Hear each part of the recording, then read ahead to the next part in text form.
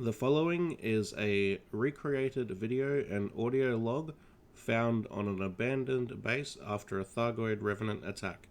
The video and audio has been reconstructed and may contain some glitches. I moved away from the SRV. I would have to try the crashed ship.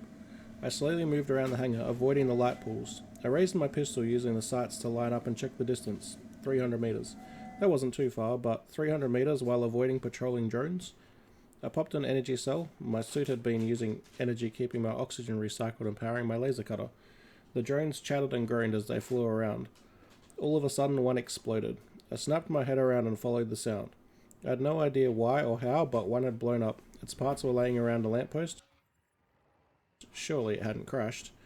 Maybe if I waited long enough they'll all self-destruct or crash? No such luck, I thought. My suit announced to me that a frameshift anomaly had been detected. A scout ship flew down and deposited more drones. So if the number of drones drops too low, they were reinforced. This means I couldn't hope to kill them all while I was there. I'd have to remain stealthy and out of sight until I had a way out. There was a good 1 minute gap between the drone dying and the scout arriving. That meant if I could find something to leave, I had a 1 minute gap to power it, choose a destination, raise the landing gear, and then boost away and charge my FSD. That felt like a lot to do in 1 minute. Maybe my best hope was still an AX commander or powering the base. I crouched and let the drones spread out across the base, watching their new patrol routes.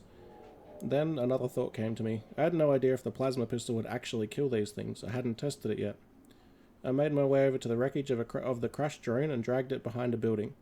It was surprisingly light for its size, and I pushed it up against the building and went for my second experiment. I fired one shot into the damaged panel.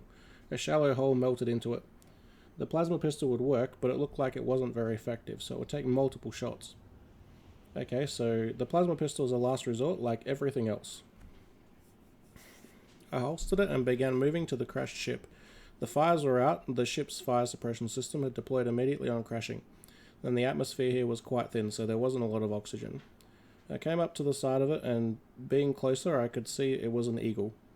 A crashed Eagle was a small ship, but it still required a decent amount of power.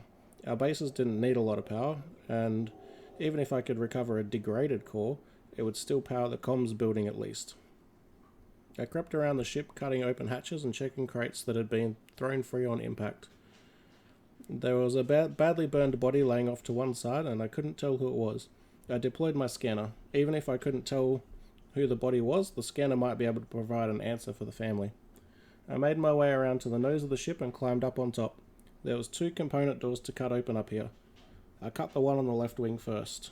It wasn't a component storage. I smiled to myself as I saw a Karma L6 rocket launcher.